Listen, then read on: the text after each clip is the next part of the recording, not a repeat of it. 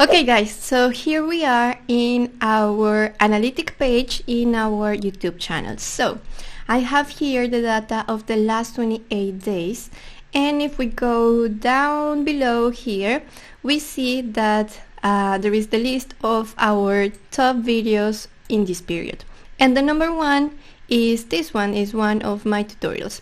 So today I'm going to show you and explain how I created this thumbnail, and of course I'm also going to explain why I think this thumbnail is helping me or is helping this video rank first on this list.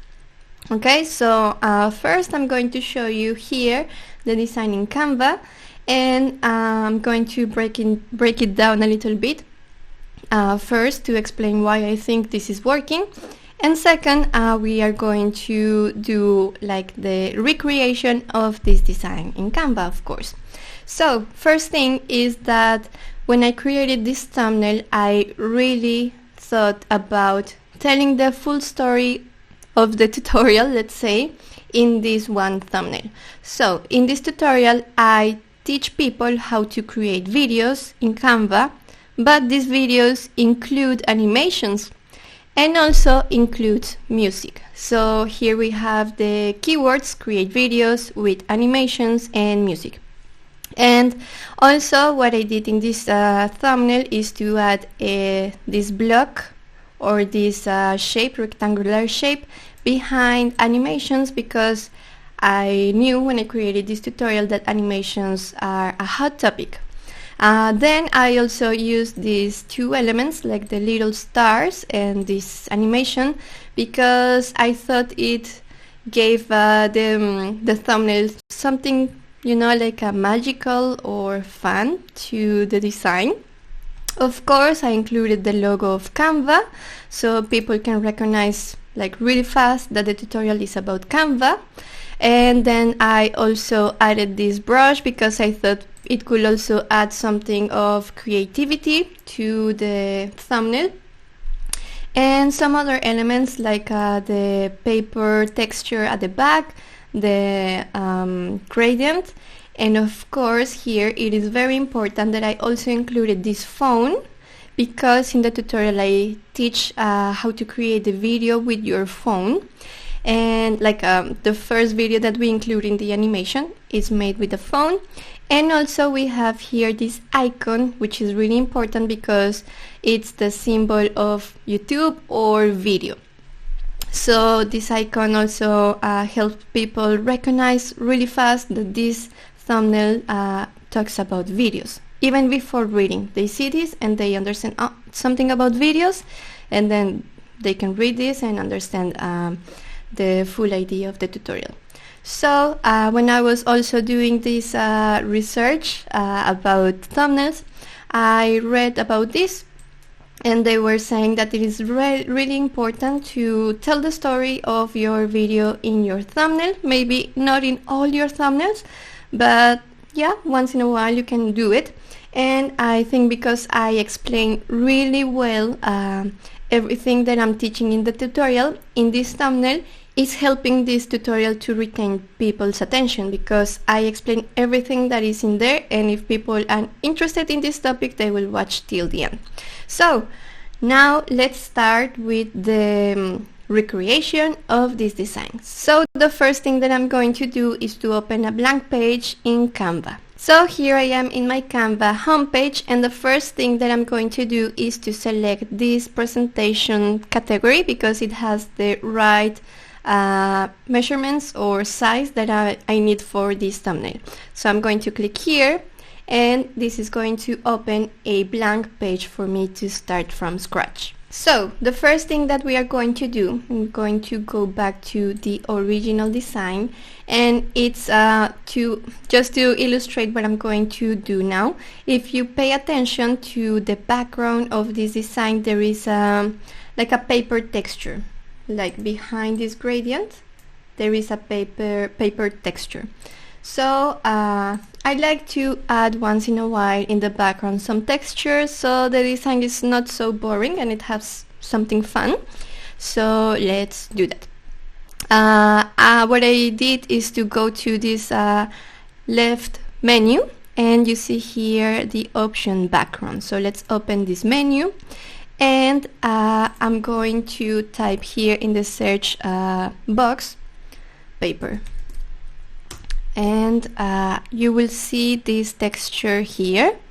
It is the one called folded paper texture, so I'm going to add this one to the background, and what I'm going to do now is to reduce the transparency, because I don't want it to be very to kind of like be too loud in the design. I don't want it to be interfering with my text or the other elements, so I'm going to reduce the transparency. Next step, or next layer that I'm going to add to this design, is an element. So I'm going back to the original design, and I'm going to show you again. Here there is another layer, and it is a gradient, actually a gradient with two colors. I'm going to lock this oh wait, here you see it has two colors, and now I'm going to lock it. And let's go back here to my recreation of the design. Let's go to the left bar menu, and let's select the third option, elements. Let's open this menu, and what I'm going to do now is to search by gradient, and let's see all the options that Canva provides here. I'm going to search for this option. As you see here, we have many different shapes. Some of them are square, like for example this one. It has two colors, but I need a shape that fills my full background, so I think this is going to be the right fit. And now I'm going to stretch this element. As you see here, it has two colors, and let's stretch this element. So for this design, I actually used some of my previous color palette. I think I don't have them in hand here. Oh yes, I have them here. So one of the colors, let me check here, was this baby blue, let's say, and baby pink. So let's try to find the baby blue and the baby pink. Okay, if you don't have, of course, these colors in your color palette, you can go to the default colors, and there are some similar colors over here. Let's do it, for example, for the baby blue. I'm going to select this one, and if you want to try to get something similar to this color, you can go here to new color and try to play with the color picker until you find something maybe similar, and also play with the tint around here, maybe a little bit lighter, and like that maybe you can get something similar to what I'm using if you want to recreate exactly the same design. Okay, I'm going to use my colors, and the next step, because if you see here, now we cannot see the paper texture at the back. So what I'm going to do is to add some transparency to this layer, because I want to see what is happening in the background. So I'm going to this icon, the transparency icon, and I'm going to move the slider to the left side until we can see the background, but we can also see the gradient, because if we remove or if we add too much transparency, then we cannot see the gradient effect. So let's leave it like this. Maybe we can remove a little bit of transparency from the background so we can see it more. And if you pay attention when I'm moving this gradient layer, there are some pink or fuchsia lines that appear. So you see that is like a cross. That means that my element is exactly aligned to the center. So that's what I want. And now that my gradient element is aligned to the center, I'm going to lock this layer or this element, because I'm going to add a lot of elements on top, and I don't want this to move all the time. So let's go back to the original design, and let's see what else it is in there. Okay, so we have text, and let's recreate this. Oops, let's lock this. Let's recreate this text box or text boxes. So we have 3 different text boxes here, as you see. Okay, and I created 3 different boxes because this one is a different font and these 2 are different fonts, but if you pay attention they have different sizes. So the one in white, it's 120 and this one is 128. So I created 3 different boxes so I could have more flexibility when designing or deciding the font size and color and everything.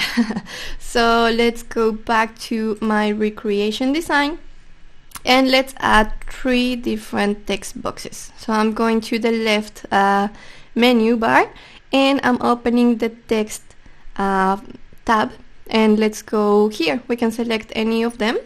So I'm going to click on this one. Let's add 3 boxes and let's position them to the left side.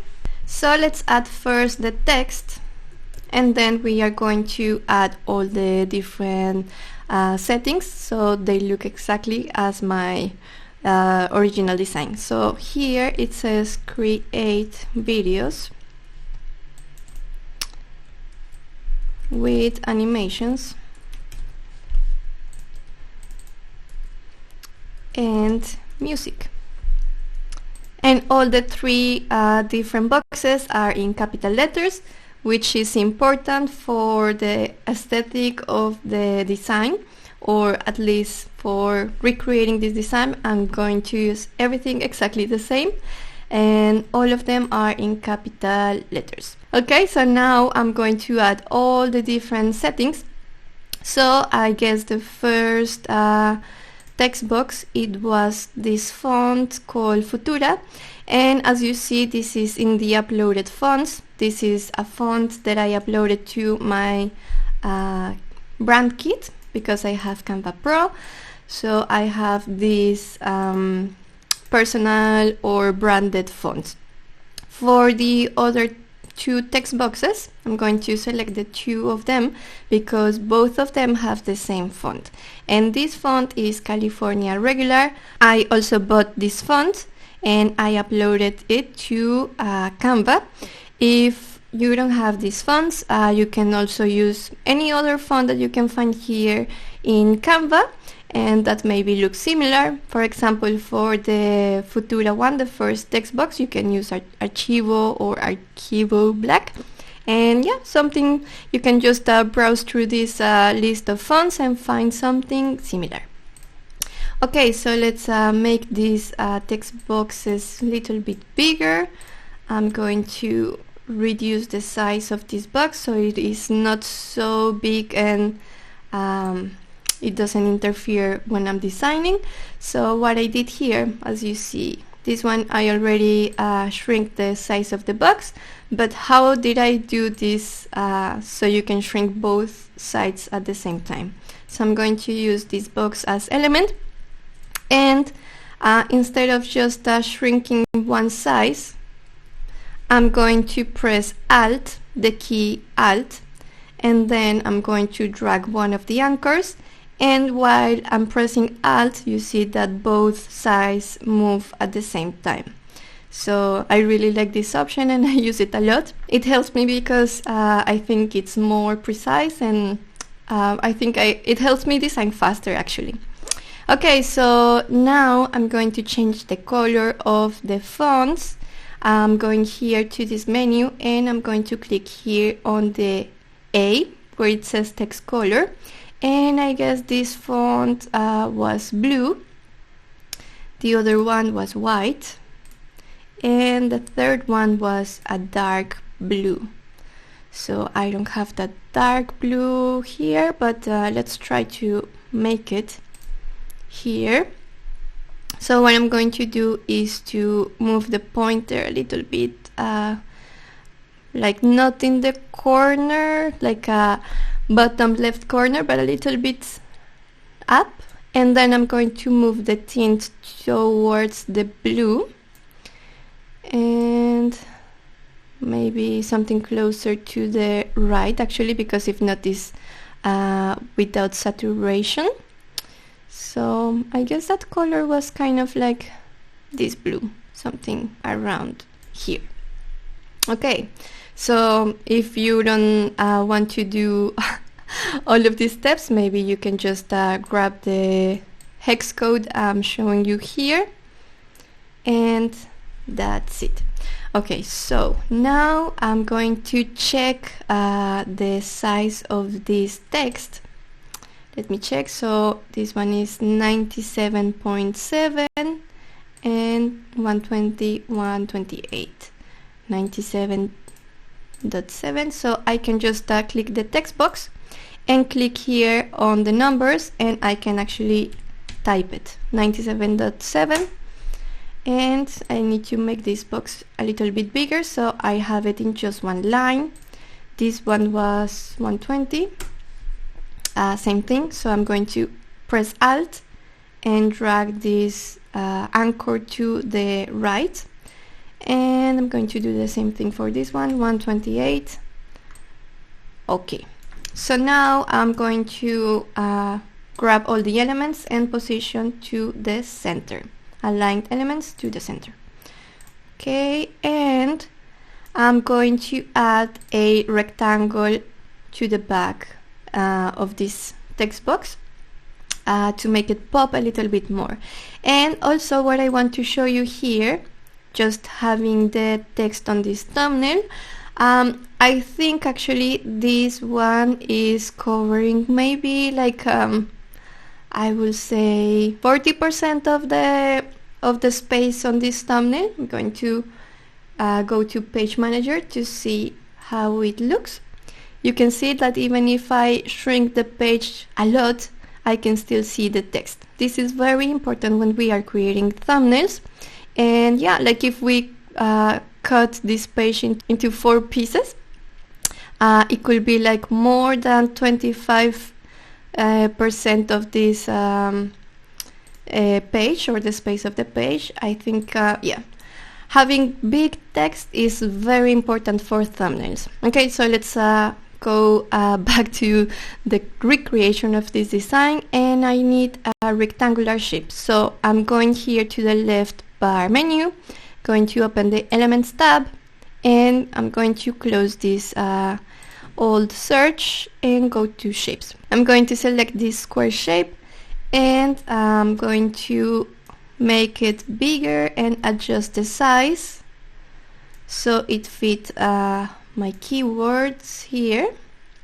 And it is green color, so I'm going to change it for blue as the original design. Okay, so now that we are here, I'm going to add the other elements. Let's go for the elements part of the design, which are these little stars, and the Canva logo, this paintbrush, and the phone. So let me add all these elements. I think this one was a little bit to the side. Okay, so let's go to the left bar menu and open the Elements tab. We are going to spend a little bit of time here because we are going to extract all the elements that we need for this thumbnail. So let's go and type star and enter. And I'm going to search for a similar star or group of stars that I had in that thumbnail. I'm going to do like a quick search here, but I think I saw something very similar at the beginning of the search. I think I'm actually going to go for this one, and I guess what I did is to shrink the size of this one, maybe move it a little bit like this, and duplicate the star and make another one smaller. I'm going to position it nearby. Let me check. Well, it's something similar. It's not exactly the same. I think they look more like this, Let me see. Maybe. But yeah, I think I'm okay with this. These two stars. Maybe it had like a more lighter yellow. Let's use this yellow. And I'm going to use this copy style feature to add the color to this star in just one click. Okay, so now that we are talking about stars, let's select these two and group these two elements, so we just have these two elements together and it's easy to work with them. Now that we have this star search, I'm going just to add sticker, the keyword sticker, and search or create a new search, and I'm going to try to find the sticker that I used for my previous design. It was something similar to this shape, but not exactly. It had something like this. Oh, here it is. So the name is One Sparkle. Let's add it to the design, make it smaller, and I'm going to add it somewhere here. Okay, so maybe let's go for the Canva logo. I'm going to delete or close this search and add Canva into the search box, and here it is, the Canva logo. Okay, let's add this Canva logo and position it somewhere here. I'm going to make it smaller, and as you see here, Canva is helping me align this element with the pink or dotted pink line. Okay, so next I need to add one paintbrush here to the left, bottom left, and I'm going to search by, I think it was somewhere here, kind of hidden. You'll see a lot of elements, but I think I found it here the last time. Here, okay, so it wasn't too hidden. The name of the element is paintbrush. Okay, and I'm going to click into the element to add it to my design. Okay, so I'm going to put it somewhere here and make it a little bit bigger so we can see it better. Okay, and now I think I'm going to make this one a little bit smaller. Now I'm going to add, going again to the Elements tab and add a phone. So let's see if I type phone. Yes. As you see here, I'm going to add this one. This one actually it is a frame because we have this cloud and mountains in the back. I can just type phone or go here to the Elements tab and go to frames. You go to frames, see all, and you'll find the same phone here. You see, this is actually a frame, and I need a frame because I need to add one of my photos into this phone. Okay, next step is that if you see here my sticker, like this star sticker or sparkle sticker, is behind the phone, and I need it to be in front of the phone because I want to see this sticker in my design. So I just go here to this button that says position in the top left, top right section, and I'm going to click forward. So now my sticker is in front of the phone. So now I'm going to show you the original design, and as you see I have one of my personal photos into this phone, and what I'm going to do is that I have here my folder with my own photos open here, and I'm just going to drag my photo into Canva and drop it there. So now my photo is going to be uploading here, and if you see here there is like a gradient charging bar, loading bar, and now when it disappears and here we don't see this loading icon, the photo is already in Canva and I can use it now. So I'm just going to drag the photo into the phone. And you have to be careful, because if you don't see the photo in the phone, it will just be on your design, and then you need to really drag it and wait a little bit. It's just like almost automatic, but wait until the photo comes inside the phone. I'm saying this because I know that like people come to me asking me, Diana, I don't know why my photo is not coming into the phone. So yeah, even if you are doing it on your phone, if you are recreating this design on your phone, just wait a little bit until Canva recognize or puts your photo inside the phone frame. Okay, so that's just an important thing to mention in this tutorial. Okay, and we are almost done. Let's go to my original design. And okay, I see here that we are only missing this icon. So let's go back to my design and let's find it. Let's go back to elements and let's close this old search. And I'm going to type YouTube icon. Let's search for it, and I'm not sure if this is the exact keyword that I used for that design, but I think this icon is going to work. It's maybe the same or very similar, and I'm going to change now all the different colors. You see here that this element has 4 colors, and in my original design I only have 2, blue and white.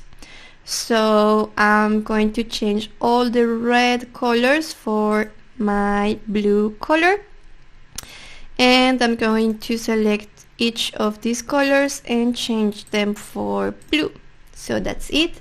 I'm going to position this icon in front of my phone and make it smaller, and the final touch is to add some transparency to this icon so we can see my face, but we can also see the icon. So we need to see both. And that's it.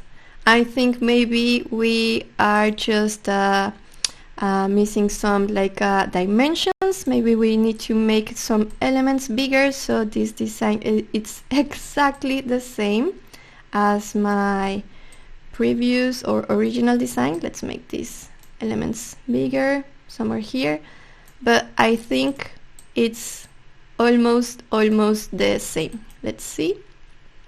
Yeah, I think we nailed this design. And that's it, guys. As you see, a thumbnail takes time, takes a lot of thinking. This wasn't just one design that I created in one go. Maybe I spent a couple of hours. I came back to this design the next time. I did some tweaks.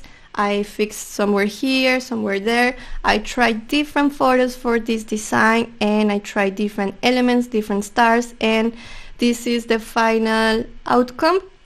So I just want to tell you and suggest you or recommend you to play around with your designs, try different things, try different elements and different layouts of your thumbnails, because sometimes the first design you create is not the thumbnail you're going to publish. Sometimes you need to create different versions and try different elements and photos for your thumbnail to be amazing. So that's it for me and for this lesson, and let's go to the next lesson where Ronnie is going to teach us how to recreate his amazing with highest click-through rate thumbnail. So let's go to that lesson.